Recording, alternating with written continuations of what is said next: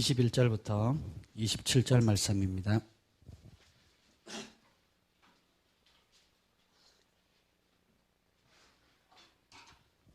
마태복음 16장 21절부터 27절 말씀 한 절씩 교독하시겠습니다.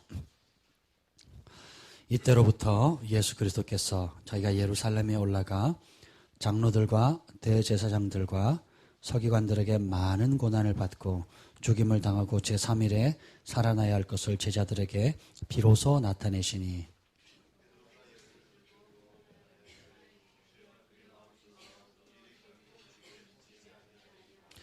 예수께서 돌이키시며 베드로에게 이르시되 사탄아 내 뒤로 물러가라.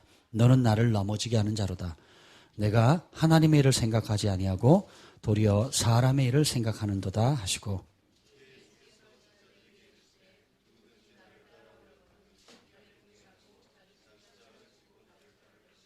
누구든지 제 목숨을 구원하고자 하면 잃을 것이요 누구든지 나를 위하여 제 목숨을 잃으면 찾으리라.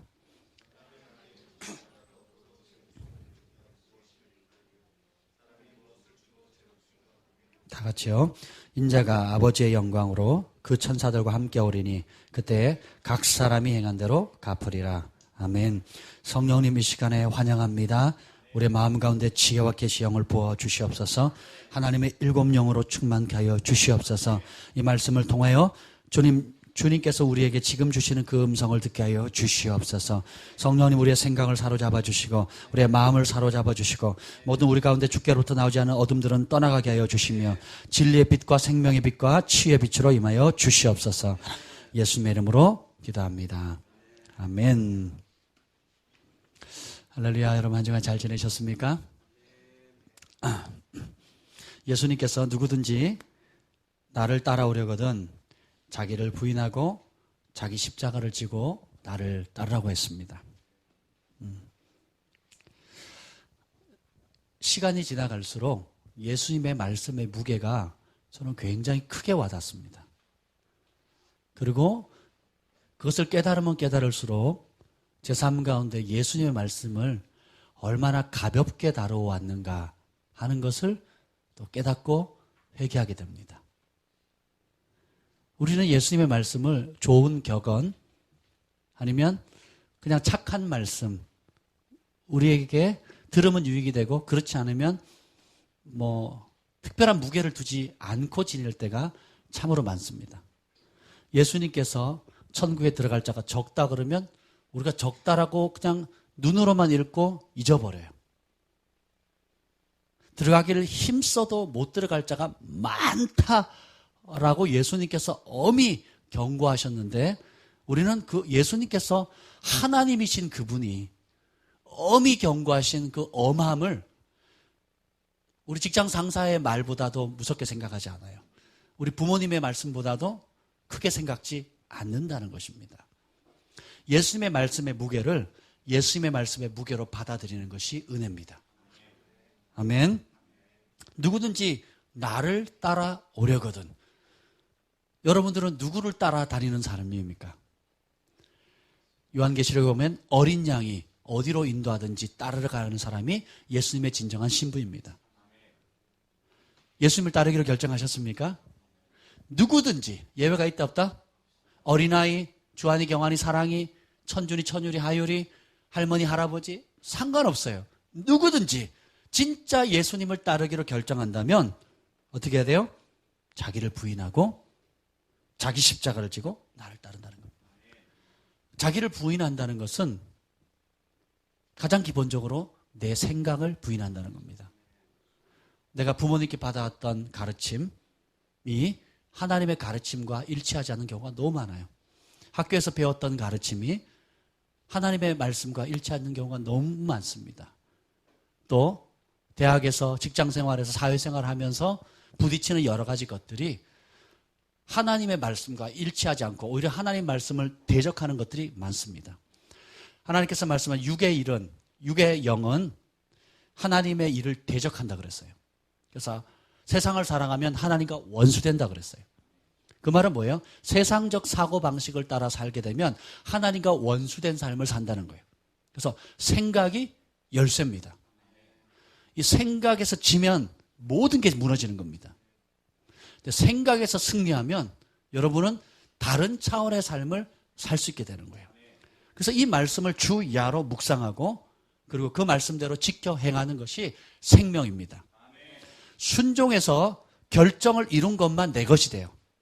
순종해서 결과를 얻은 것만 내 것이 됩니다. 여러분이 예언학교를 100번 한다 할지라도 예언자가 되는 게 아니에요. 여러분이 하나님 말씀을 30년, 40년 듣고 배우고 교회를 생활을 했다 할지라도 그것이 여러분을 말해주는 게 아닙니다. 듣지 않은 사람보다는 낫지만 순종해서 그 결과를 맺지 않으면 안 들은 사람보다 더 큰 심판을 받는다고 예수님 말씀하시는 거예요.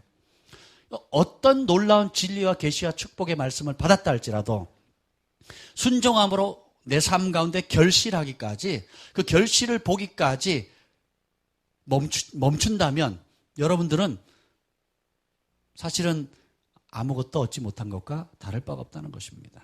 그래서 이 생각의 영역은 너무너무 중요합니다. 따라합시다. 생각에 영생이 달렸다. 생각에 인생이 달렸다.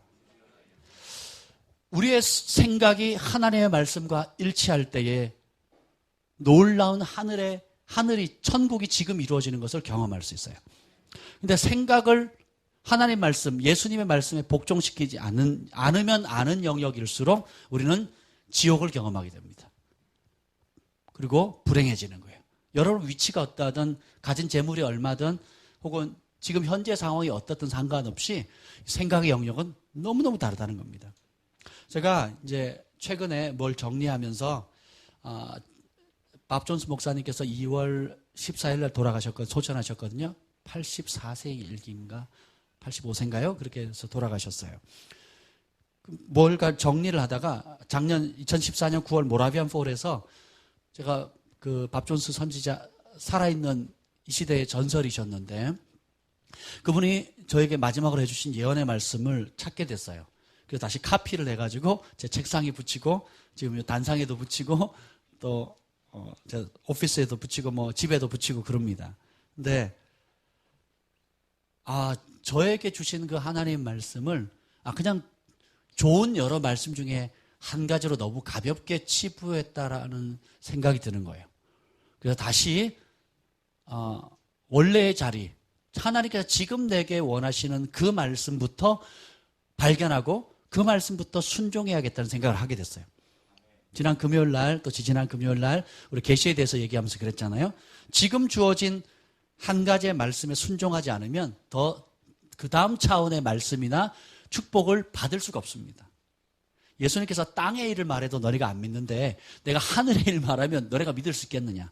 다시 말하면 땅에서 벌어지는 하나님의 일에 순종하라고 말하는데 순종하지 않으면 하늘의 더 높은 차원의 것을 얘기해주면 너희가 믿기라도 할 수 있겠느냐. 못 믿는데 어떻게 순종하겠냐는 거예요. 그래서 제가 다시 한번 그 말씀을 되새겨봤어요. 제가 모라비안 폴에 갔을 때 밥 존스 목사님께서 우리의 영을 천국으로 이끌어가는 그런 시간을 가졌습니다. 그래서 저는 이제 화장실에서 청소하다가 이제 늦게 들어갔어요. 그래서 앉았는데 하나님께서 보여주시도록 그분이 선포했어요. 마치 엘리야가 사환 게하시에게 주님 이 종의 이 사환의 눈을 열어주시옵소서. 그랬더니 눈이 열려가지고 뭐예요? 불말과 불병거를 보잖아요. 그 선지자가 기도하기 전에는 불말과 불병거가 안 보였습니다. 근데 이미 그 세계를 경험한 사람이 이미 그 세계의 영적 권위를 가진 자가 열릴지어다라고 축복을 하니까 안 보이던 세계가 열려버려요.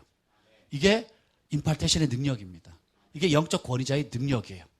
아멘.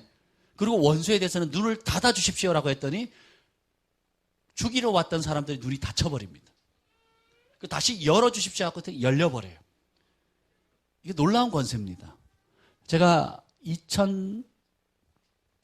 2007년도인가요? 8년도에 밥 존스 목사님을 만났는데요. 그분이 뭐라 그러냐면 제가 어젯밤에 하나님께 지식의 말씀을 받았습니다. 한 10몇 가지를 받았는데요. 그러면서 뭐라 그러는지 아세요? 이제 여러분이 받아보십시오. 마치 이런 거예요. 느부갓네살 왕이 제가 어젯밤 꿈을 꿨는데요. 저도 무슨 꿈인지 모르겠는데 여러분이 한번 알아맞혀 보십시오. 뭐 이런 식이었어요. 그래서 어젯밤에 지식의 말씀으로 치유에 대한 말씀을 하나님께 받았는데 여러분이 한번 받아보십시오. 시간을 줘요. 그들이 받은 사람 손 드세요. 손 들었어요. 나오세요. 전하세요. 그러는 거예요. 그래서 한 20명의 사람들이 나왔어요. 한 200명이 모였는데 20명의 사람들이 나와가지고 본인이 받은 지식의 말씀을 전하는 겁니다. 그랬더니 단위에서 앉으셔가지고 맞다고 그 사람 불러내라고 기도하라고. 두 번째 사람 맞다고 그 사람 불러내서 기도하라고. 세 번째 사람 하니까 아무 말씀 안 하세요. 다음. 그래서 다 했어요. 그랬더니 몇 사람 더 있습니다. 더 받으십시오.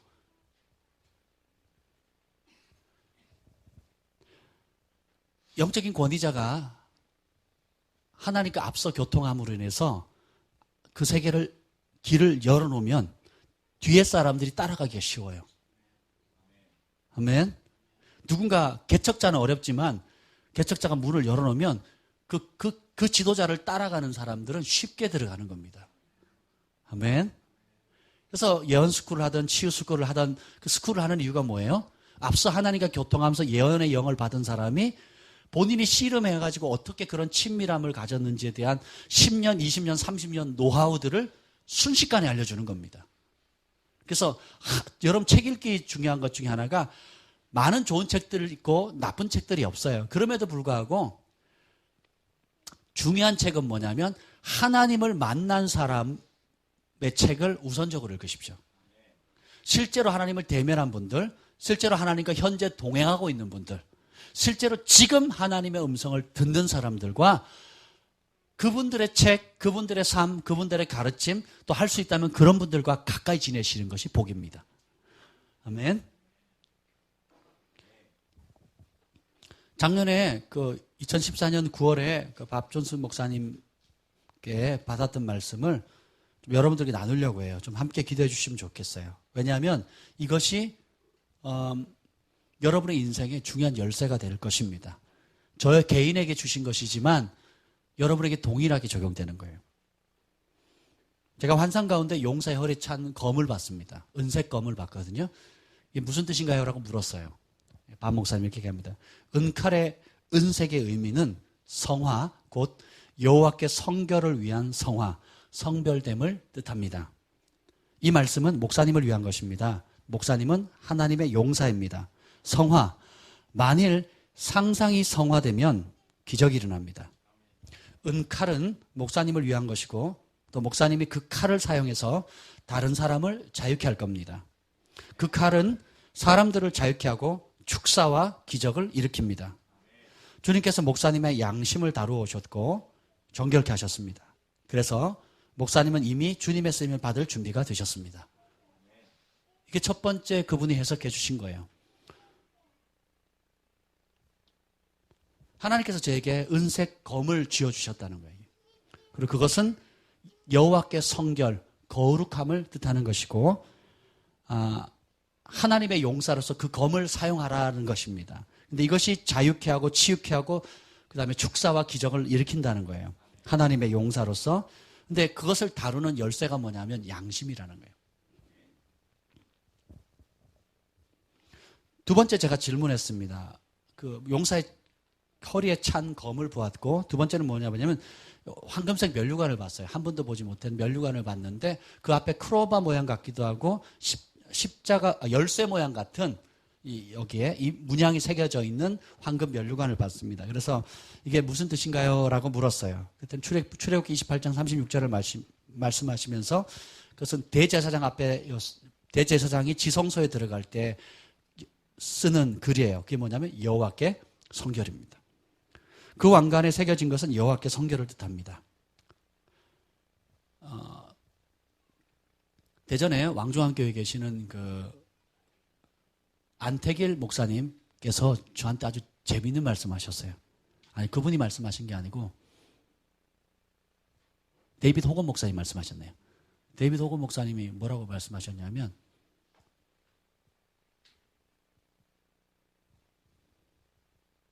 하루는 말씀을 묵상하다가 하나님의 성전에 인간이 만든 글자 중에 유일하게 기록된 글자가 뭔지를 아냐고.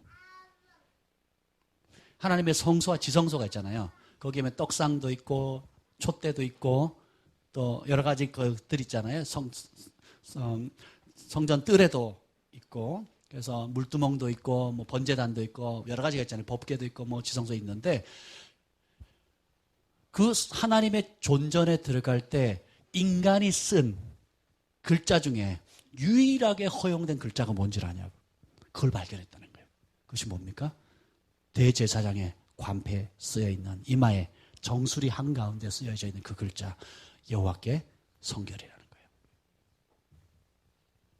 거룩함이 없이는 아무도 주를 보지 못하리라. 대제사장이 1년에 한 번 제비뽑기 해가지고 들어갈 때 그 들어가기 전까지 얼마나 많이 준비합니까? 뭘 준비해요? 한마디로 말하면 자신을 정결케 하는 준비를 합니다. 깨끗하게 하는 거예요. 깨끗하지 않고 들어갔다가는 죽습니다. 왜냐하면 하나님의 본성 자체가 거룩하기 때문에 성경을 말하면 돌격해서 친다 그랬대요. 그래서 우리가 하나님의 거룩함, 천국, 기적, 또 하늘에 속해 있는 모든 온갖 신령한 것들을 받을 수 있는 열쇠가 거룩함인데 무엇에 대한 거룩함일까요? 생각의 거룩함입니다. 생각이 더러워지면 말이 더러워지고요. 행동이 더러워집니다. 그럼 더러운 인격이 생기고 더러운 삶이 되는 거예요. 근데 생각이 거룩하면 똑같은 사물도 아름답게 봐요. 그래서 아름다운 말하게 되고 아름다운 행동하게 되고 아름다운 인격이 생기고 결국은 행복한 삶을, 아름다운 삶을 살게 되는 것입니다. 아멘? 똑같은 거지를 보는데 냄새나. 그리고는 제가 스타벅스에 갔는데요. 난리가 났어요. 이상한 냄새가 나는 거예요. 왜 이러지? 왜 이상한 냄새가, 썩은 냄새가 막 나는 거예요. 이상하다. 그리고 주변에 뭐 더러운 것도 없는데 이상하다고 주문을 했어요. 그랬더니 주문을 하고 있는 사이에 그 직원이 어떤 아주머니, 노숙자 아주머니였어요. 겉은 멀쩡한데 안 씻어가지고 그 악취가 가히 상상을 초월할 정도로 나는 거예요. 겉은 멀쩡한데 안 씻어서 나는 냄새인데 그랬더니 이 사람이 어떻게든 쫓아내려고 직원이 막 그렇게 하는 거예요. 빨리 샀으면 나가라고. 김밥 천국 앞에서도 또 그런 노숙자를 쫓아내는 걸 제가 봤는데요.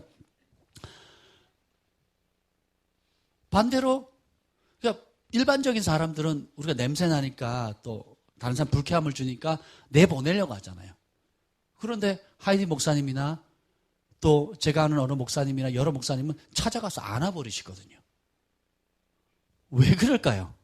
똑같은 냄새나는 사람인데. 제가 모잠비크에 갔는데요. 아이들이 물이 없어요, 거기는.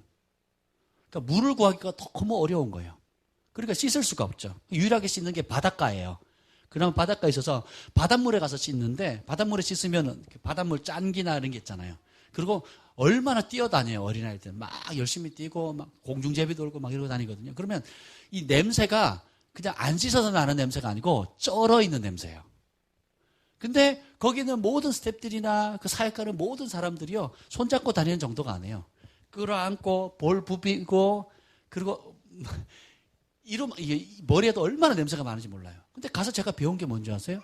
거기 있는 열흘 내내 아이들을 안고 있는 거예요. 그리고 사역이 뭔지 아세요? 그냥 안고 있는 거예요. 내내. 처음에는 막 이렇게 막 이게 뭐죠? 내가 본의 아니게 구역질이 나려고 하는 거예요. 근데 그 아이를 부둥켜 안고 있으니까 어떤 느낌이 꼭 그런 것 같아요. 여러분 화장실에 가면 내가 보는 변 냄새도 맡기 싫잖아요. 그렇잖아요. 근데 시간이 한 2, 3분 지나면 냄새가 나요, 안 나요? 똑같습니다. 그래서 어떻게 해요? 그 아이들이 너무 사랑스럽고 또 불쌍하기도 하고 똑같이 느껴지는 거예요. 멀리 있을 때는 냄새나고 싫고 왜 안 씻어 막 그렇게 했는데 조금 더 가까이 다가가니까 똑같은 사람이고 정말 귀엽고 사랑스러운 아이인 겁니다. 우리가 어떻게 생각하느냐에 따라서 사물은 전혀 다르게 보일 수 있다라는 거예요. 아멘. 그래서 제가 계속 읽겠습니다. 출애굽기 28장 36절은 그 왕관에 새겨진 것은 여호와께 성결을 뜻합니다. 달리 말하자면 주님께서 목사님을 여호와께 성결한 삶을 살도록 부르고 계십니다. 저는 이 거룩함이라는 게 여러 가지 옵션 중에 하나라고 간주하면서 살았던 것 같아요. 생각은 안 그랬을지 몰라도 행동은 그렇게 살았어요. 그 말의 의미는 뭐예요? 생각이 아직 안 바뀌었다는 거예요. 하나님 말씀이 정보로만 와 있고 내용에 새겨져서 행동하는 데까지 안 옮겨졌다는 거예요. 그러니까 하나님 안에 좋은 것들이 있는데 하나님을 따라가면 좋은 것들 뭐 거룩함, 정결함, 지혜, 능력, 은사, 뭐 여러 가지 것들이 있는데 이 거룩함이라는 게 내 삶의 우선순위에 있어서 한 10순위, 20순위, 30순위로 밀려 있다라는 거예요. 근데 하나님의 관점을 봤을 때는 최고의 1순위가 뭐예요? 지성소에 들어갈 수 있는 유일한 자격이 뭐예요? 거룩함이죠. 예수님 십자가에 피 흘려 달려 피값으로 사신 목적이 뭐예요? 우리를 뭐 하기 위해서? 거룩하게 만들기 위해서요. 그러면 예수님이 하나님 자신의 피값을 흘려서 취한 그것을 우리는 하나님 자신의 피값을 치러서 얻은 최고의 것으로 여길 줄 알아야 돼요. 돈을 잃으면 조금 잃은 거고, 명예를 잃은 거면 많은 것을 잃은 거고, 건강을 잃으면 전부를 잃은 거라고 했죠. 거룩함을 잃으면 영혼을 잃어버리는 겁니다. 아멘. 그래서 또 반대로 생각이 거룩해지면요, 거기서 오는 파장은 이루 말할 수가 없어요.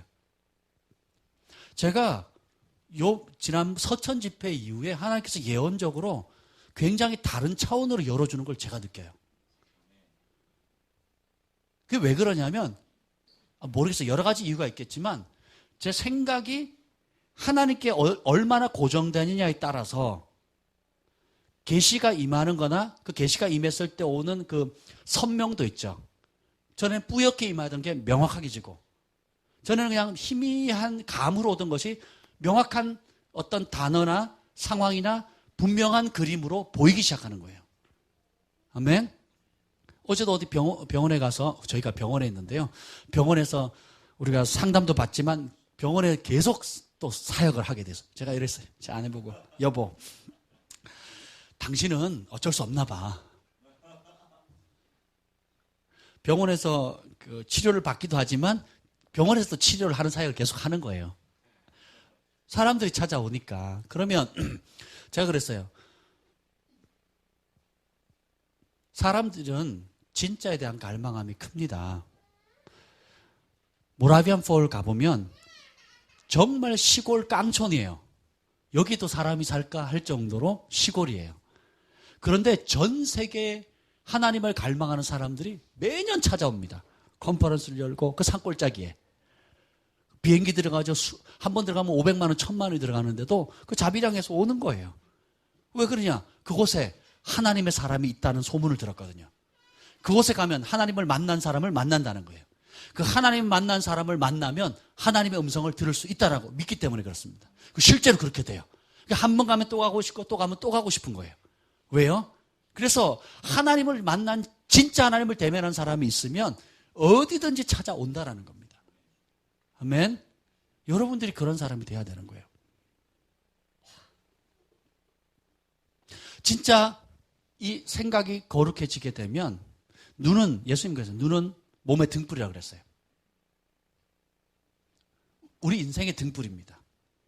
그래서 이 눈이 하나님께 고정되어 있고 세상의 더러운 것들에서 시선을 떼고 하나님께 고정되어서 예수님의 얼굴을 바라보는 그 시선을 교회뿐만 아니라 일상생활에 고정하는 그 능력이 친밀함의 능력이고 다른 세계를 볼 수 있는 능력이 되고 하나님의 온갖 비밀들을 비춰주는 서치라이트하고 똑같아요. 그래서 깊이 보고 명확하게 보게 된다는 것입니다. 아멘. 그래서 거룩해지면 다른 차원으로 넘어가요. 그러니까 마치 이거 조시아 밀즈 목사님 그랬습니다. 똑같이 지구촌에 사는데 그 시야가 구름 밑에서 하늘을 먹구름 밑에서 하늘을 바라보는 사람과 먹구름 위에서 땅을 바라보는 사람은 전혀 다른 걸 본다고. 그 스네이크 프리 존이라는 게 있어요. 그게 뭐냐면 산에 보면 뱀이 많이 살아요. 제가 어릴 때 뱀 많이 잡았거든요. 별명이 땅꾼이었는데 하여튼 진짜 뱀 많이 잡았어요. 뱀만 보면 처음에 돌로 찍어 죽이다가 제가 겁먹어서 돌로 머리를 박살내서 죽였거든요. 근데 여러 번 잡다 보니까 내가 뱀을 처음에 무서워했는데 무서워서 돌로 찍었거든요. 얘가 물까봐, 독에 물릴까봐 무서워가지고 이제 그렇게 잡았는데 가만히 지내보니까 내가 뱀을 무서워하는 게 아니라 뱀이 나를 무서워하는 거예요. 그러니까 제가 뱀을 무서워하는 것보다 뱀이 나를 더 무서워한다는 사실을 뒤늦게 깨달은 거예요. 그때부터는 어떻게 하는지 아세요? 짝대기를 가지고 목을 눌러가지고 뱀을 잡기 시작했어요. 그걸 팔기 시작했습니다. 하여튼 그렇게 푸대에 담고 다니면서 이렇게 잡고 그런데 높은 산에 올라가면 어느 고도 이상 올라가면 뱀이 없는 곳이 있어요. 거기는 뱀이 살 수가 없어요. 그 추위 때문에. 우리가 이 땅에 살고 있는 동안에 속임 가운데 하나가 뭐냐면 우린 질 수밖에 없다. 연약하다. 그리고 능력 있는 삶을 살 수 없다. 늘 이런 속임에 살고 있는 겁니다. 왜요? 낮은 차원의 삶을 살고 있기 때문에 그렇습니다. 그런데 주님과 관계 속에서 더 깊은 차원의 특별히 거룩함의 길로 들어가게 되면요. 조슈아 밀즈 목사님 말한 것처럼 저는 유혹받지 않습니다. 저는 하나님의 아름다움을 경험했기 때문에 세상의 것이 유혹이 되지 않습니다. 진짜를 보면 가짜가 의미가 없는 거예요.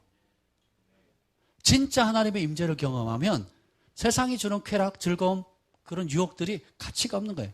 진짜를 경험 못하고 진짜를 경험한 척하니까 가짜 유혹에 계속 끌리는 겁니다. 그래서 우리가 거룩의 수준이 있고 믿음의 수준이 있는데 스네이크 프리존처럼 뱀이 더 이상 존재할 수 없는 차원의 산으로 올라가야 돼요. 거룩함의 차원을 더 높이 올라가야 됩니다. 사랑의 차원, 믿음의 차원을 더 높이 올라가야 되는 거예요. 그래서 시편 기자가 여호와의 산에 오를 자 누구뇨? 손이 깨끗하고 그 마음이 청결하고 뜻을 허탄한 데 두지 않고 두 마음 품지 아니하고, 그죠? 여호와를 찾는 족속이 되어야 된다는 거예요. 하나님의 산에 오를 자는 결국은 뭐예요? 거룩한 사람인 거예요. 예수님이 오신 목적도 우리를 어떻게 만들기 위해서? 거룩하게 만들기 위해서. 거룩하면 주님과 동행하는데 안 보이는 게 보이기 시작합니다. 안 들리는 게 들리기 시작해요. 그리고 전에 못하던 걸 할 수 있는 능력이 나타납니다. 그 전에 쉽게 하던 것이 불가능해지는 상황도 생겨요. 여러분 전에 쉽게 욕하셨죠? 전에는 쉽게 화내셨잖아요. 그렇죠? 요즘 화 못 내시잖아요. 아멘. 요즘 거짓말하기 어려우시잖아요. 아멘. 성질 부리기 어려우시잖아요.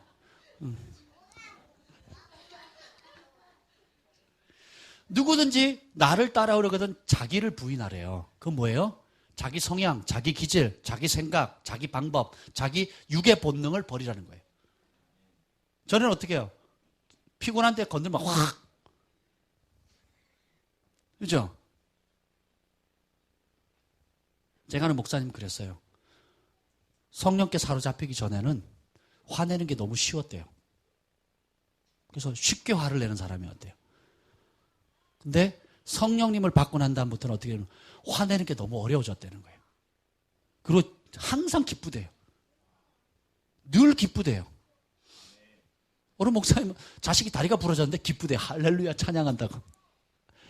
가서 기도했더니 그 자리에서 부러졌던 뼈가 붙어버린 거예요.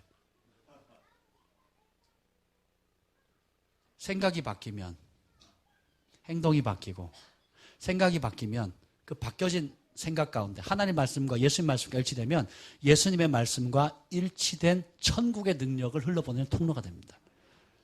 아멘. 제가 읽기가 참 어렵네. 아무튼 주님께서 목사님을 여호와께 성결한 삶을 살도록 부르고 계십니다. 여러분도 성결한 삶으로 부르고 계셔요. 아멘. 거룩함이란 단어는 그간 교회에서 많이 듣기 어려웠지만 이제 목사님은 그 단어를 들을 준비가 되었습니다.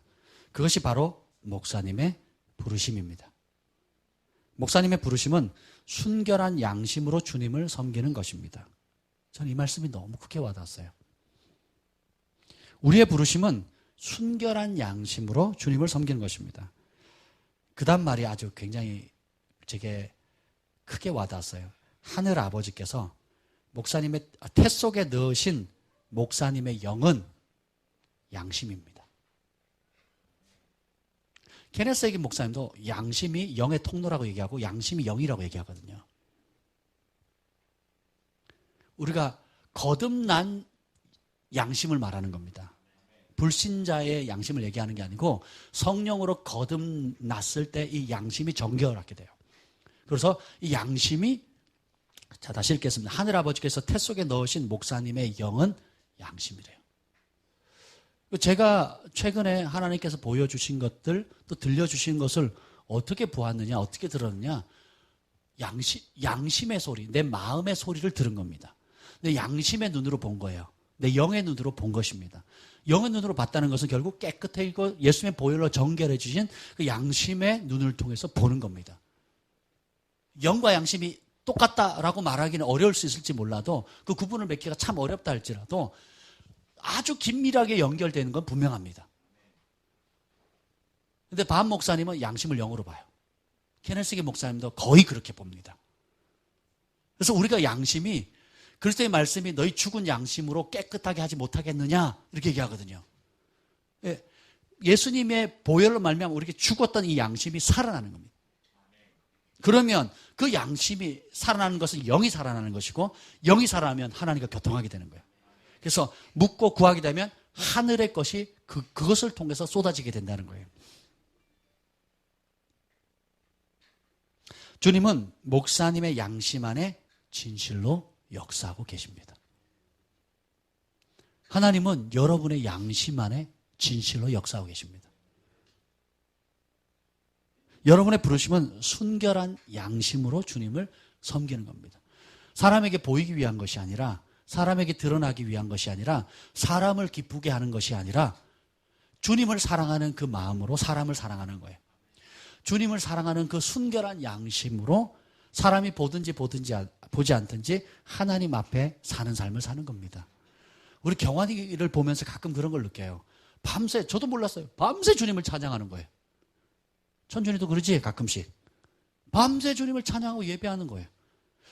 제가 처음 주님을 만났을 때 곰곰이 생각하니까 그랬던 것 같아요. 저녁에 되면 누가 시키지도 않았는데 기도하고 성경 보고 밤새 주님을 찬양하는 거예요. 방학 때 되면 교회 혼자 가가지고 하루 종일 찬양을 하는 겁니다. 매일 저녁 교회 가가지고 하루 일과를 마치고 수업 마치고 야간 자락수 끝나고 교회 가는 거예요. 그래가지고 2시간, 3시간이고 찬송하면서 주님 앞에 무릎 꿇고 주님을 찬양하는 겁니다. 왜요? 내 영이 살아나니까. 누가 시키지 않더라도 내 살아있는 영이 하나님과 친밀함을 사모하게 되고 계속 이끌림을 받게 되는 것입니다. 종교의 영은 지키라고 말합니다. 그런데 하나님의 영은 사랑하라고 얘기해요. 종교의 영은 억압에 의해서 강제적으로 합니다. 그런데 하나님의 영은 자원함으로 사랑함으로 들어가게 돼요. 여러분, 몇 시간을 예배 드리면 하나님이 받으시기에 합당한 예배 시간이 될까요? 전통적으로 설교는 30분 안에 끝내야 된대요. 누가 만든 거예요? 성경에 어디 나와 있어요?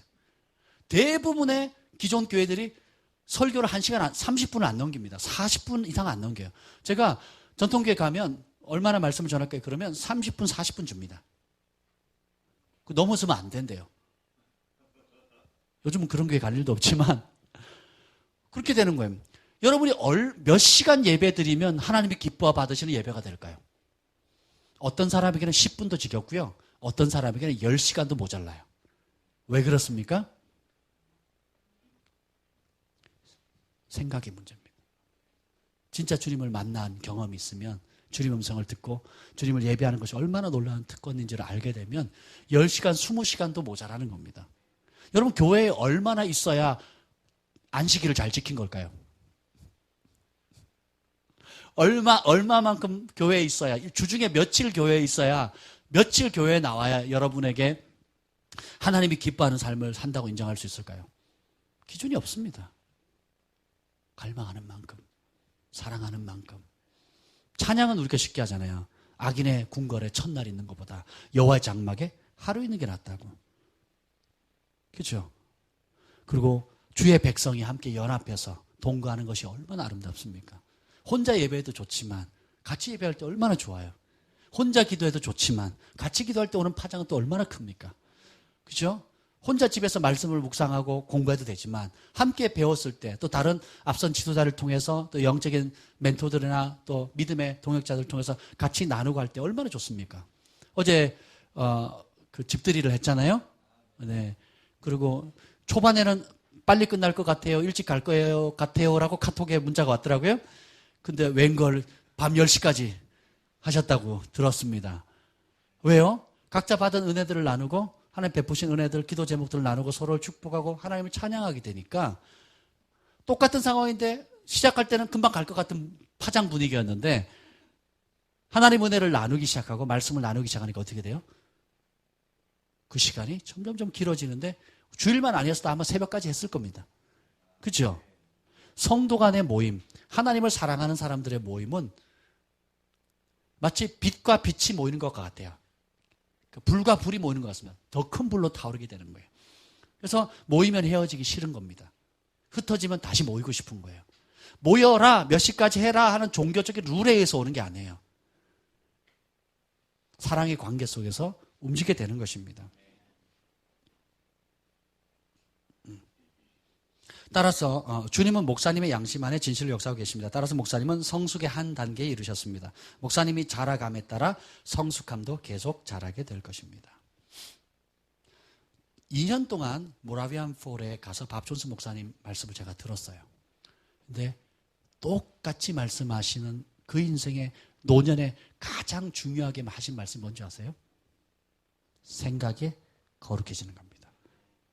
생각이 거룩해지면 천국의 모든 자원과 초자연적인 능력이 거룩함 안에 다 들어있대요. 거룩함을 통해서 뭐가 나오는 게 아니라 거룩 안에 여러분이 꿈꾸는 천국의 모든 아름다운 것이 다 들어가 있다는 거예요. 치유도 거룩함 안에 있고요. 부요도 거룩함에 있고요. 지혜도 거룩함 안에 있습니다. 거룩함이 없는 지혜는 지옥입니다. 세상 사람도 얼마나 지혜로워요. 명문대 학생도 얼마나 똑똑합니까? 근데 그 지혜가 어떻게 해요? 하나님부터 멀어지게 만들고 죄악을 사랑하게 세상에 빠지게 만드는 거예요. 거룩함 안에 여러분이 원하는 게 진짜 들어있습니다. 눈만 거룩하게 해도요, 여러분이 영의 세계를 보는 것은 시간 문제입니다.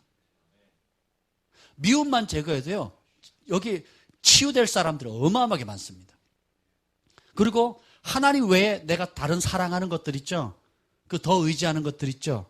또 과거의 아픔들 있죠? 그것만 내려놔도 다른 세계가 펼쳐집니다. 아멘? 거룩함 안에 치유가 있습니다. 많은 사람들이 눈을 빼앗겼어요. 지하철을 타도 그렇고 어제 어느 분은 얘기를 하는데 그러더라고요. 요즘 젊은이들은 생각이 없대요. 책을 안 읽어서. 사고할 줄 모른다는 거예요. 그래서 누가 한 사람이 선동하면 그게 다 끌려간대요. 아무 생각이 없는 거예요. 뭐 머리가 텅 빈 사람들처럼. 그냥 자기를 좀 사랑해주고 아껴주는 사람이 끌고 가면 다 끌려간다는 거예요. 여론몰이 하잖아요. 여론몰이. 그렇죠? 그래서 교회도 그래요. 교회도. 생각이 없다는 거예요. 청년들이. 책을 안 읽으니까. 생각을 안 하니까. 휩쓸려 그냥 간다는 거예요. 이제는 여러분의 생각을 예수님의 말씀으로 일치시켜야 됩니다. 어떤 생각이 좋은 생각이에요? 예수님의 말씀이 좋은 생각이에요. 그러니까 복음서가 복음입니다. 그래서 여러분이 복음서는 달달달 하셔야 돼요. 나쁜 생각이 무슨 생각이에요? 예수님의 말씀과 다른 생각이 나쁜 생각이에요. 그것이 아무리 그럴싸할지라도 아무리 좋을지라도 예수님의 말씀과 일치하지 않는 생각이 나쁜 생각입니다. 오늘 베드로에게 한 얘기 여러분 잘 아시나요? 사탄아 내 뒤로 물러가라. 너는 나를 넘어지게 하는. 왜요? 네가 하나님의 일을 생각지 않고 사람의 일을 생각한다는 거예요. 하나님의 말씀을 따라 생각하지 않고 사람의 감정이나 의리나 정에 따라서 생각한다는 거예요. 오늘 21절을 보면 예수님께서 제3일 만에 고난받고 죽임당하시고 제3일에 살아나야 할 것을 제자들에게 비로소 나타내셨다. 따라서 비로소 나타내니라. 바울은 이것을 뭐라고 해석하냐면 창세 이래로부터 감춰졌던 하나님의 지혜라고 얘기해요. 그게 뭐예요? 십자가예요. 창세 이래로부터 감춰진 하나님의 지혜였는데 뭐라고 얘기하냐면 세상 지혜자들, 세상 권력자들이 그 십자가의 비밀을 알았더라면 주님을 십자가에 못 박아지 않았을 거래요. 사탄이 그 사실을 알았더라면 십자가에 못 박아지 않았을 거라는 거예요. 세상 정세와 권세자들, 로마 병정들, 대제사장들과 이런 사람들이 예수님 십자가에 못 박지 않았을 거라는 거예요. 근데 예수님께서 3년 공생의 반을 다 마치고 사역의 마지막 시점에 비로소 자신이 온 목적 창세 이래를 감추었던 그 놀라운 지혜를 비로소 알려준 거예요. 변화사 사건보다 더 놀라운 사건이고 죽은 자를 살린 것보다 더 놀라운 사건이고 문둥병을 깨끗하게 한 것보다 더 놀라운 사건, 어마어마한 온 인류를 구원할 창세로부터 갑자기 하나님의 비밀을 지금 알려주는 바로 그 순간에 뭐예요? 그렇게 하면 안 된대요. 그랬더니 예수님께서 베드로에게 너의 동정이 고맙다 이렇게 생각하지 않아요. 사탄아 물러가라. 창세 이래로 지금까지 감췄던 그 계획을 무산시키려고 하는 인간적인 생각이라는 거예요. 베드로가 사탄의 모양으로 바뀐 게 아니에요. 베드로가 사탄의 힘을 가지고 온 게 아닙니다. 뭐예요? 생각이 빼앗긴 겁니다. 우리의 가장 치열한 싸움은 생각의 싸움이에요. 부정적인 것을 안 생각해야지 하고 생각하면 계속 거기에 빠집니다. 마땅히 생각해야 될 것을 생각하면 승리합니다. 마땅히 집중해야 될 것을 생각하면 집중해요. 불안한 요소를 계속 생각하면 더 불안해집니다. 두려운 요소를 생각하면 더 두려워져요. 어떤 사람이 관계가 좋았는데 의심이 생겨요. 그럼 그 의심을 계속 생각하면 그 의심이 커져야 줄어들어요. 계속 커집니다. 그럼 어떻게 생각해야 돼요?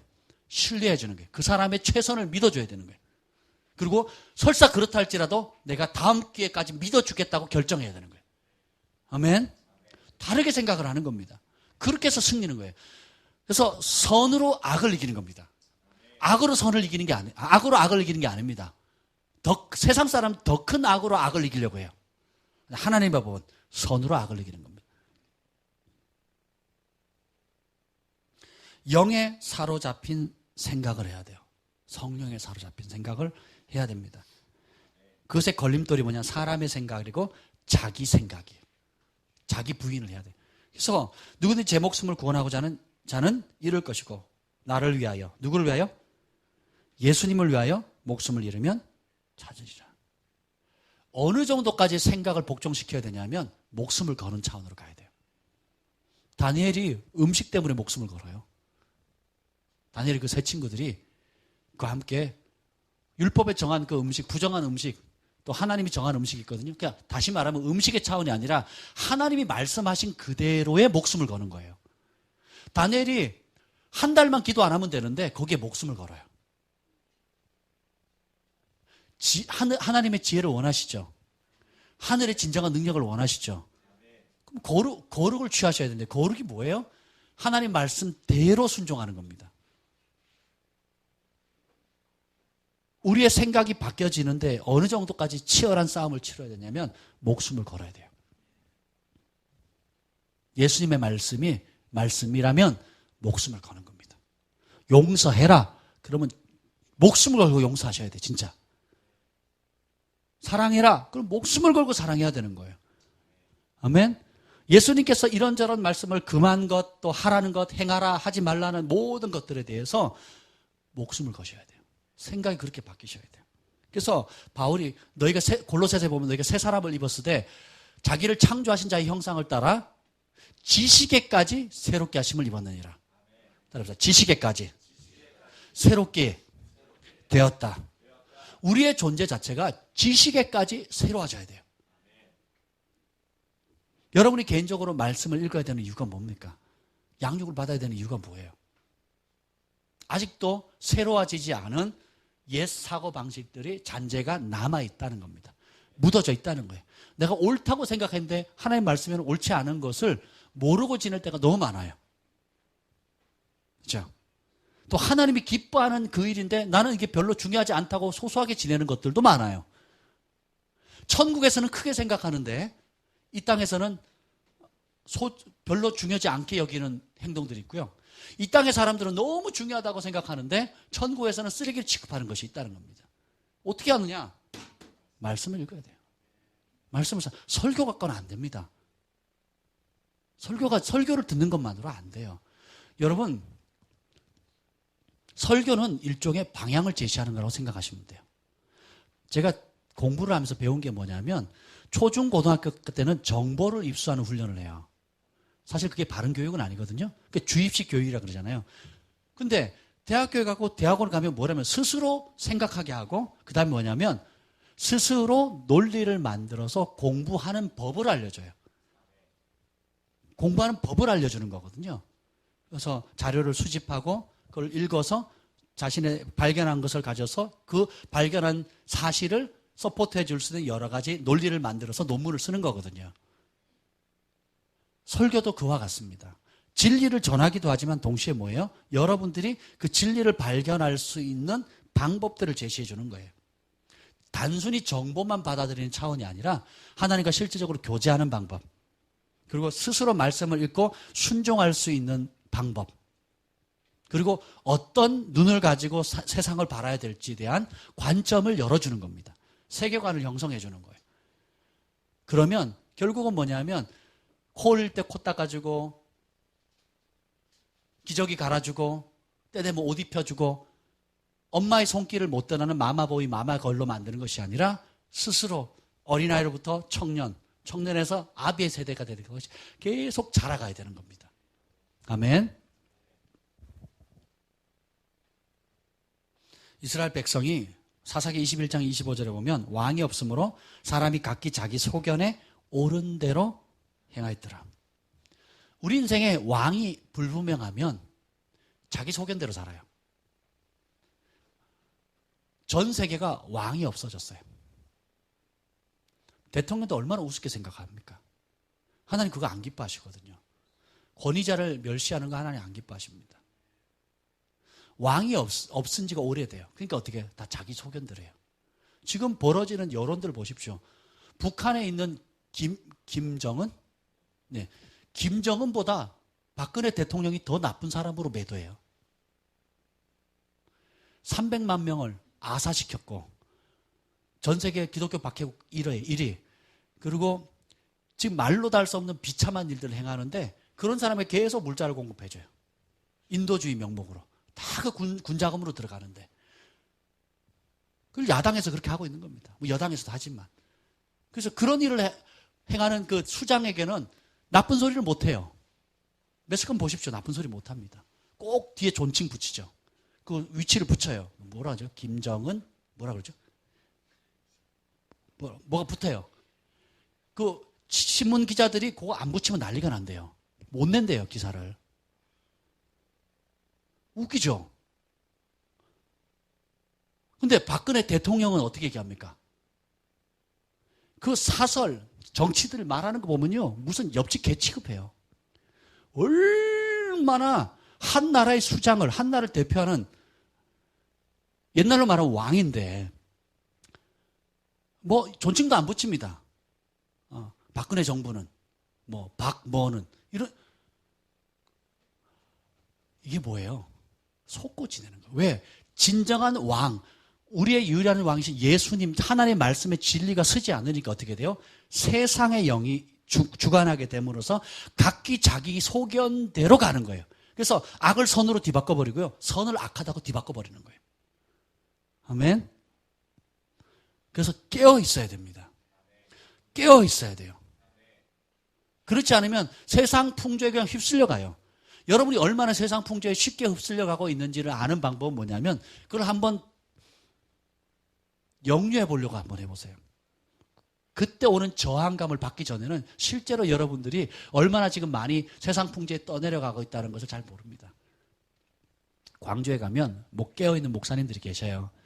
그래서 김대중 전 대통령이 뭐 이렇게 할 때에 광주에서는 김대중 대통령이 신이거든요. 그런데 교회에 깨어있는 분들이 그분이 가지고 있는 북한과 김일성과 김정은 어떤 일을 했는지 얘기를 하고 사실을 얘기하면요. 목회자들 사이에서도 맞아 죽어요. 무서운 세계입니다. 그게 뭐예요? 지역의 영에 사로잡혀 있는 거예요. 지역의 영에 사로잡혀 있는 겁니다. 그래서 진리를 못 보게 해요. 성도들은 말할 것도 없고요. 지도자들이 그 수준인데 못 보는 겁니다. 그래서 그 광주 텃사의 영에 그냥 사로잡혀 있는 거예요. 왕이 없으면 자기 소견대로 살아요. 망하는 길입니다. 그러고 행복하기를, 교회 다니면서 자기 소견대로 살면서 행복하기를 바란다? 꿈도 꾸지 마셔야 돼요. 안 다니는 것보다 다니는 게 낫고, 다닌다면 생각이 바뀌셔야 돼요. 말씀으로 바뀌셔야 됩니다.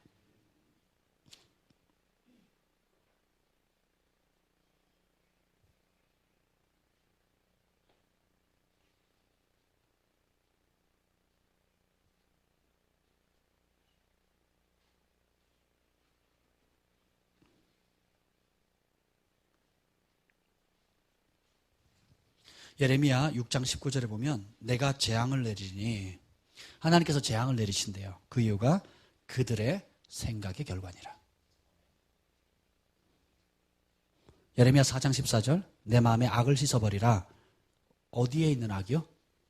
마음에 있는 악을 씻어버리라. 내 악한 생각이 네 속에 얼마나 오래 머물겠느냐. 예수님께서 사람을 더럽게 하는 게 뭐라 그랬어요? 먹는 게 아니라 그랬잖아요. 악한 생각, 음란, 호색, 혈기, 분노, 미움, 이 속에 있는 것이 나와서 사람을 더럽힌다 그랬거든요. 이 하나님께서 재앙을 내리시는 이유가 뭐예요? 그들의 생각의 결과래요. 그리고 예수님께서 복음서 한번 읽어보세요. 예수님께서 바리새인과 서기관들의 생각을 아시고 이렇게 나와요. 저들의 생각을 아시고 마음으로 막 예수님에 대한 악한 생각을 하니까 벌써 아시고 그것에 대한 답을 하세요. 여러 차례 나옵니다. 사람은 외모를 보지만 하나님은 중심을 본다는 게. 그 중심이 뭐예요? 생각하는 거잖아요. 그래서 여러분들이 제가 매일 밤 말씀을 듣고 자려면 저는 잠 못 자는 걸 뭐라 그러죠? 불면증이 없습니다. 불면증 앓는 분 한번 혹시 있어요? 없죠. 감사합니다. 너무 자서탈이죠. 근데 의외로 불면증에 시달린 사람이 굉장히 많아요. 굉장히 많습니다. 초조하고 불안하고 막 어찌할 바를 몰라요. 저는요, 제가 원하는 때면 아무 때나 잘 수 있는 은사를 받았어요. 비행기를 타든 일상생활을 하든 제가 원하면 아무 때나 잘 수 있습니다. 그래도 잠이 안 온다? 말씀 들면 너무 잠이 잘 와요. 제가 말씀을 듣기 싫어서 잠이 오는 게 아니고요. 말씀을 들으면 그 한 말씀이 딱 와닿는 부분이 있잖아요. 그럼 그걸 계속 묵상하는 거예요. 묵상하다가 잠들어요. 그러니까 말씀 속에 자니까 몸이 얼마나 달아요. 우리 영이 인식하거든요. 우리는 뭘로 만들어졌어요? 영으로 만들었어요. 말씀으로 지어진 존재잖아요. 하나님의 호흡으로 하나님의 숨결, 하나님의 말씀으로 지어진 존재거든요. 그러니까 하나님의 말씀을 들으면 어떻게 해요? 우리의 영혼, 심지어 육체, 세포 조직 하나하나까지 다 반응을 합니다. 아멘? 실제로 그래요. 과학적으로도 입증이 됩니다. 우리 존재 자체가 다 진동하고 있잖아요. 원자, 아원자도 진동하고 있거든요. 그게 뭐예요? 너무 길어지고. 아무튼 그래서 이 좋은 말씀을 안 듣고 산다는 거는 불행한 거죠. 차를 타고 운전할 때도 말씀을 듣고, 그리고 못 읽을 경우는 암송한 말씀을 묵상하고, 아니면 여러분 주일날 이렇게 설교 들었던 말씀 중에 와닿던 그 말씀을 묵상하는 거예요. 적용하는 겁니다. 아멘. 어젯밤에는 디모데 전서를 계속 들었어요. 디모데 전서를 계속 들었습니다. 밤새 들었어요. 듣다가 잠들었죠. 새벽에 깨서 4시에 일어났는데 화장실 갔다 오면서 또 듣는 겁니다. 그리고 또 들으면서 묵상하면서 자는 거예요. 아침에 깼는데 또 말씀이 돌아가고 있어요. 그 말씀 생각하면서 또 오르는 겁니다. 설교 준비할 필요가 없어요. 그 말씀 속에 그냥 젖어 사는 겁니다. 여러분이 하나님을 사랑하면, 하나님 사랑하십니까? 하나님을 사랑하는 만큼 말씀을 사랑하게 돼 있어요. 그리고 그 말씀을 정보적 차원이 아니라 순종함으로 누릴 때까지 씨름해야 돼요.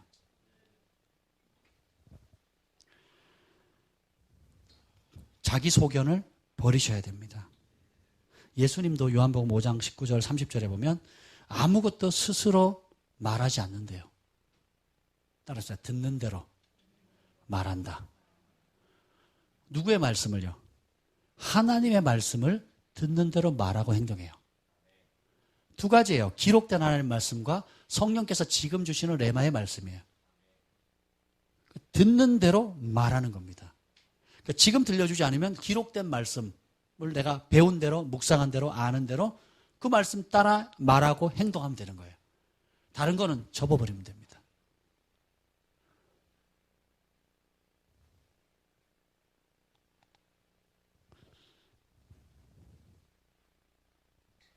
초상집 가서요, 머리 숙이지 않습니다. 무릎 꿇지도 않고 머리 숙이지도 않아요. 그냥 갑니다. 그리고 남은 유가족들에게 크게 인사를 합니다. 그리고 위로해 드립니다.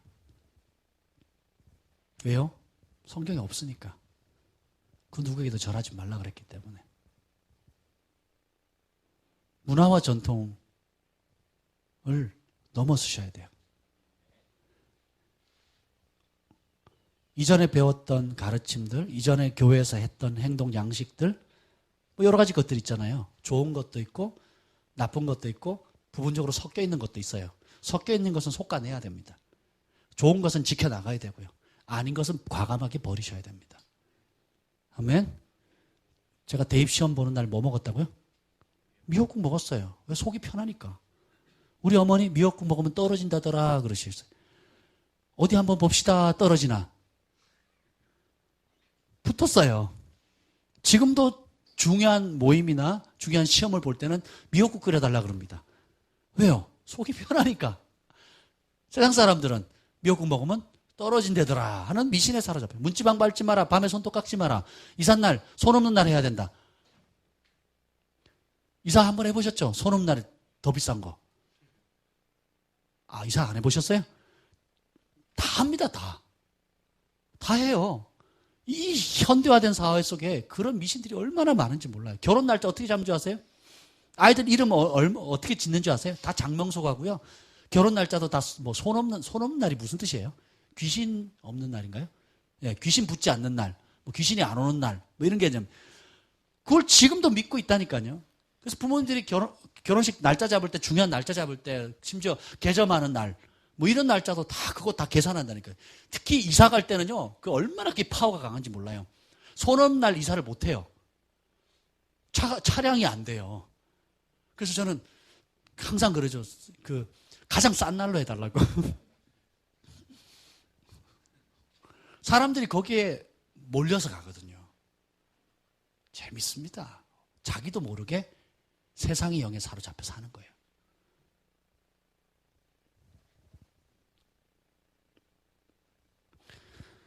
그리스도에게 복종하지 않은 모든 생각은 나쁜 생각입니다. 하나님의 말씀과 뜻에 일치하지 않는 모든 생각은 나쁜 생각이야. 고린도후서 10장 3절 5절에 보면 우리가 육신으로 행하나 육신을 입고 살지만 육신을 따라 살지 않는데요. 우리의 싸우는 무기는 육신에 속한 것이 아니요 오직 어떠한 견고한 진도 무너뜨리는 하나님의 능력이라 모든 이론을 무너뜨리며 하나님을 아는 것을 대적하여 높아진 것을 다 무너뜨리고 모든 생각을 사로잡아 그리스도에게 복종하나니. 학교에서 배웠던 이론들, 과학 이론들, 뭐 여러 가지 가정 이론들, 교육 이론들 있죠. 그리고 하나님의 말씀보다 더 높아진 모든 생각들을 싸그리 사로잡고, 그리고 우리가 생각하는 잡다한 생각도 싸그리 사로잡아서 뭐예요? 기록된 하나님 말씀 앞에 복종시키는 겁니다. 권위에 대해서 거역하는 것, 이거는 너무 팽배해져 있는 거예요. 초등학생도 대통령 욕하는 세대예요. 그러니까 습관적으로 아무 양심의 가책이나 꺼림없이 해요. 근데 성경은 뭐예요? 세례요한도 그러죠. 하나님께서 허락하지 않으면 권위를 받는 법이 없대요.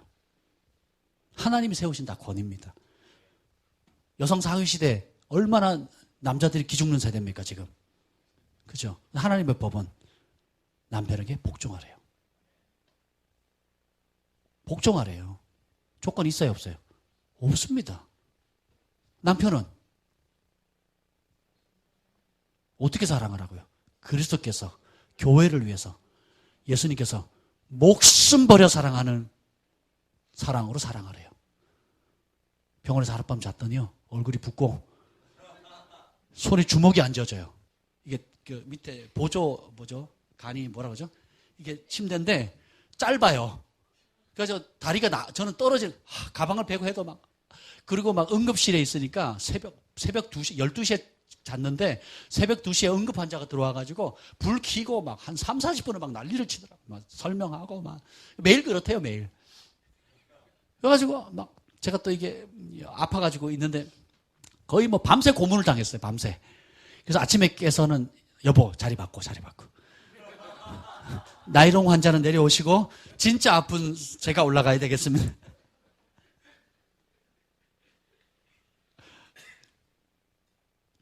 왜 이 얘기를 했는지는 제가 까먹었어요. 근데 이 이론과 생각이 견고한 진이라는 거예요. 목숨을 바쳐 사랑하라. 그러면 아내는 남편을 존경함으로 복종하는, 순종하는 겁니다. 존경심이 무너지면 다 무너지는 거예요. 신뢰가 무너지면 다 무너지는 겁니다. 어떤 한 남자가 나를 위해서 목숨 버려 사랑한다는 사실을 깨닫게 된다면 내가 자원해서 복종하지 않겠냐고요. 순종하지 않겠냐고요. 제가 이번 사건으로 점수 따려고 얼마나 노력하는지 몰라요. 제 마음은 한결같은데 현실적으로 못 느끼니까 머리 감아드리고 너무 좋아하더라고요. 흰머리 뽑아주려고 핀셋까지 가져갔는데 아직 그걸 못하고 있고,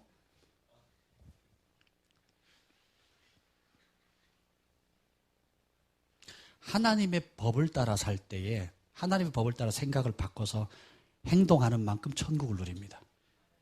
그것이 안 바뀌는 만큼 여러분의 삶은 여전히 지옥이에요. 신앙생활 30년, 40년 교회에 무슨 직분을 받아도 상관이 없다니까요. 실제로 하나님의 말씀을 알고 깨닫고 순종한 영역만큼 천국이 임해요. 자녀 양육법 하나님의 법대로 양육해야 천국이 임합니다. 부부관계 하나님의 법대로 질서가 잡혀야 천국이 이루어져요.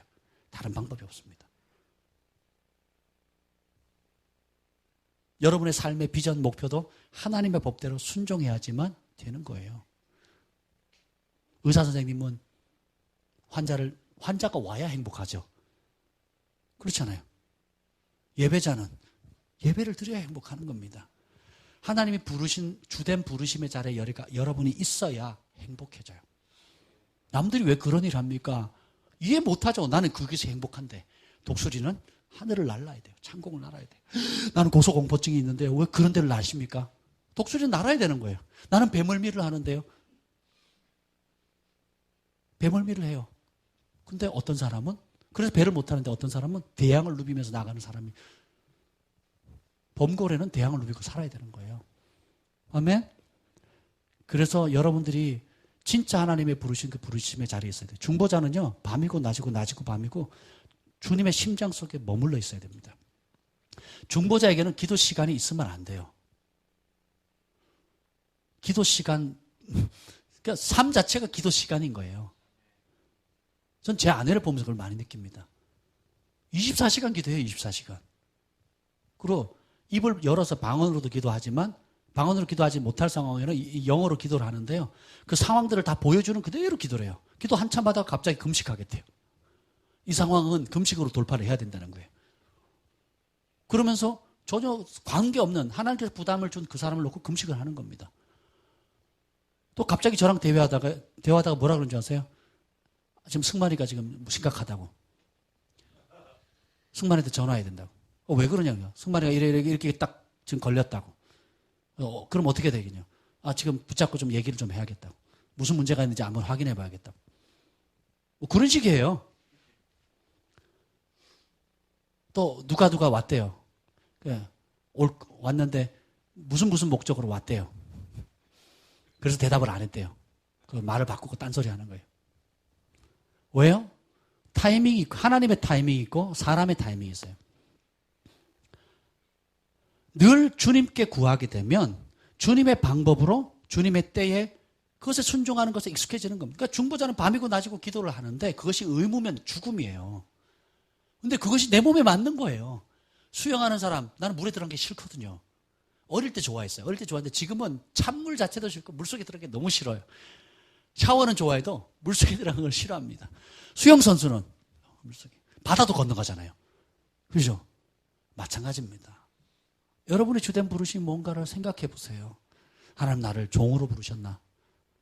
선교사로 부르셨는가? 치유자로 부르셨는가? 가난한 사람 돕는 사람을 부르셨는가? 예배자로 불렀는가? 중보자로 불렀는가? 캠퍼스를 변화시킨 사람 불렀는가?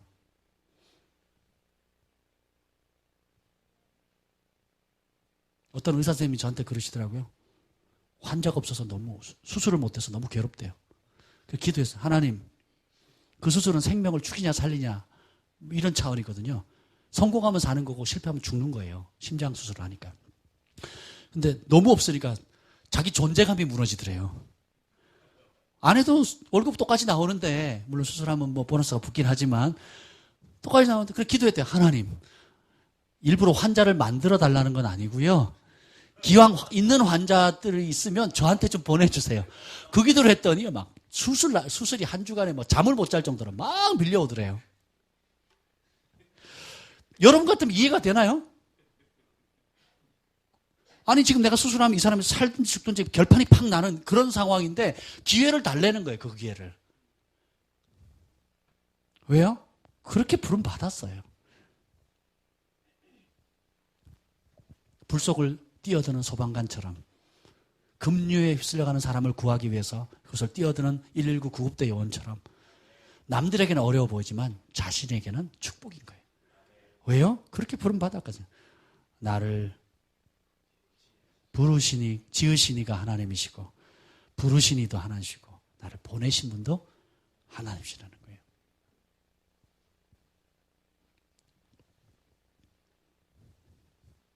저는 말씀을 전할 때가 제일 행복합니다. 그리고 말씀을 따라 사람들이 그 말씀을 사모함으로 받고 순종해서 변화되어지는 것을 보는 것만큼 큰 축복은 없어요. 제가 서천에 가는 이유는 그거 하나입니다. 청소년 어린 영혼들이 어른들의 무관심과 냉대에도 불구하고 진리를 사모하고 하나님을 사모하는데 진리의 말씀을 하나 던졌을 뿐인데 그들이 그 말씀 붙들고 통곡하고 회개하고 돌이키고 변화되어가는 모습을 보면 그것처럼 큰 행복이 없습니다. 여러분의 부르심은 무엇입니까? 여러분 무엇 때문에 태어났고 무엇 때문에 살고 있고 또 무엇 때문에 죽을 것입니까? 그것이 없는 것은 불행한 거예요. 우리는 예수님 때문에 태어났고 예수님을 위해 살고 예수님을 위해 죽고 예수님과 함께 영원히 살 것입니다. 이 말씀을 따라 죽기로 결정하면 살아요. 이 말씀을 거절하기로 결정을 하면 죽습니다. 가장 지혜로운 것은 말씀에 목숨을 거는 거예요.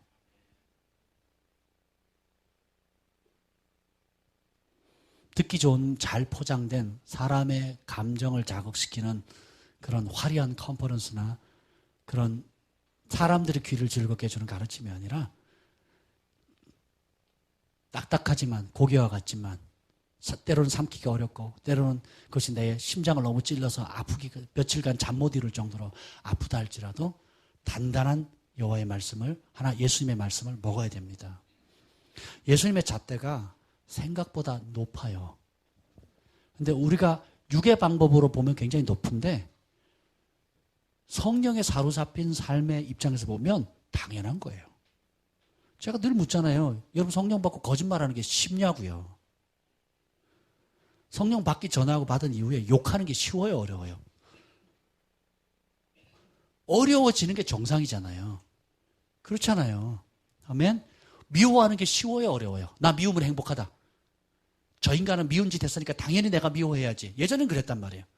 근데 예수님을 알고 난 다음에 성령을 받고 난 다음에 미워하는 인간이 더 이상 미워한다는 그 자체도 내가 왜 용서를 못할까?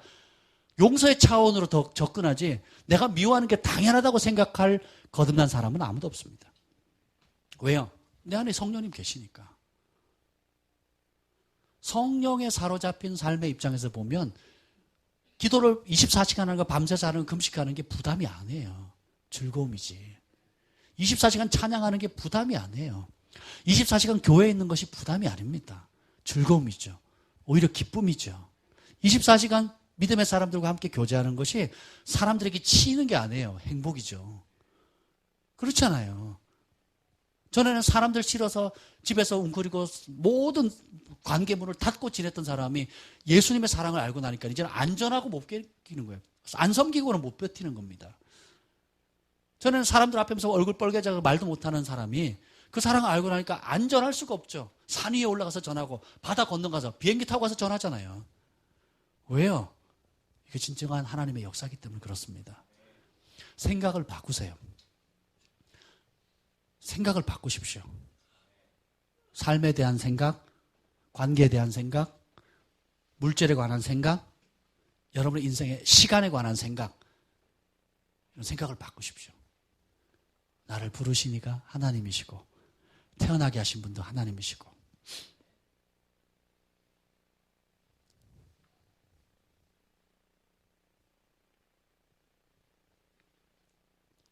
지식에까지 새롭게 함을 받아야 됩니다. 이거는 임파테이션으로 되는 게 아니에요. 기도 몇 번 받는다고 되는 게 아닙니다. 케네스 겐 목사님이 강조했던 게 뭔지 아세요? 믿음의 연사를 놓고 기도하지 말래요.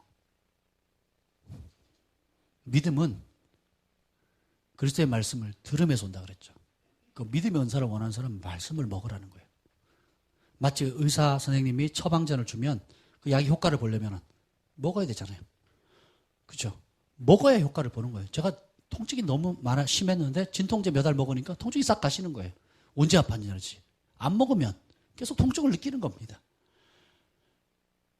여러분들이 진짜 하나님을 깊이 경험하고 천국의 세계를 경험하기 위해서는 말씀을 먹으셔야 됩니다. 아멘. 그리고 먹은 대로 소화시키고 소화시킨 대로 순종하셔야 돼요.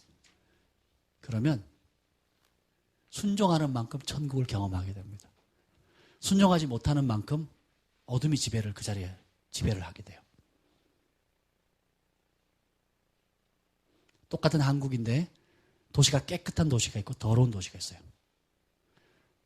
아이들이나 여자들이 밤늦게도 편안하게 다닐 수 있는 도시의 한 지역이 있고 아이들이나 여자들이 다니면 안 되는 구석진 곳이 있다는 거예요.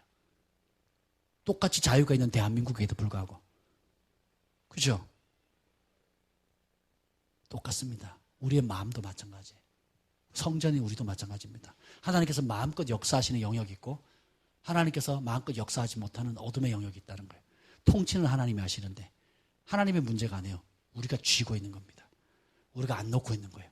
미움을 안 버리는 겁니다. 돈에 대한 욕심을 안 버리는 거고 그리고 하나님을 향해 순종하기보다는 부르심의 자리보다는 거역하는 영이 있는 거예요.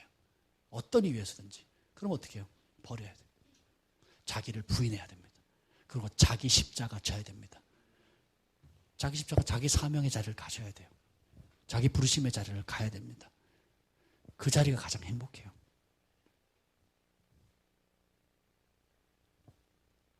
아멘.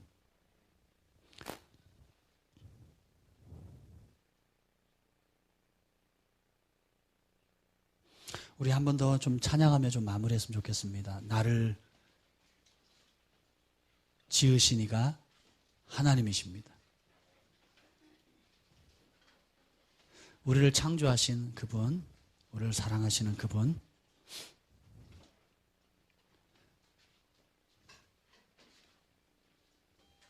기도하겠습니다.